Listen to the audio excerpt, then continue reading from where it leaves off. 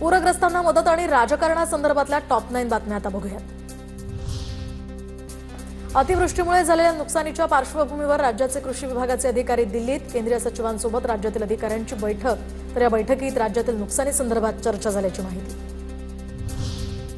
जळगाव विमानतळावर घेतली नुकसानग्रस्त शेतकऱ्यांची मुख्यमंत्र्यांनी भेट। तर पंचनाम्याच्या अहवालानंतर ओला दुष्काळ जाहीर करण्यासंदर्भात निर्णय घेणार मुख्यमंत्री यांची शेतकऱ्यांना ग्वाही।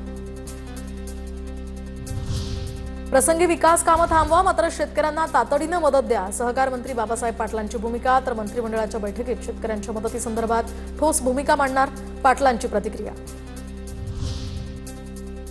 आमदार प्रताप पाटील चिखलीकरांनी अजित पवारांसोबत व्हिडिओ कॉलद्वारे संवाद साधला। व्हिडिओ कॉलवरून नांदेडच्या परिस्थितीचा त्यांनी आढावा घेतला।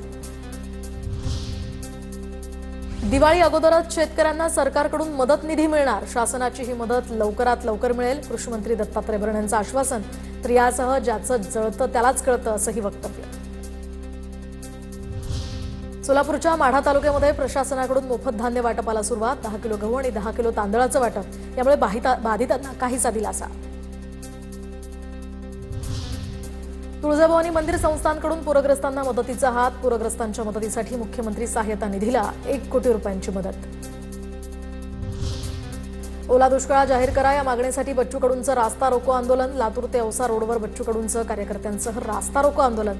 रास्ता रोको आंदोलनामुळे वाहनांच्या लांबच लांब रांगा।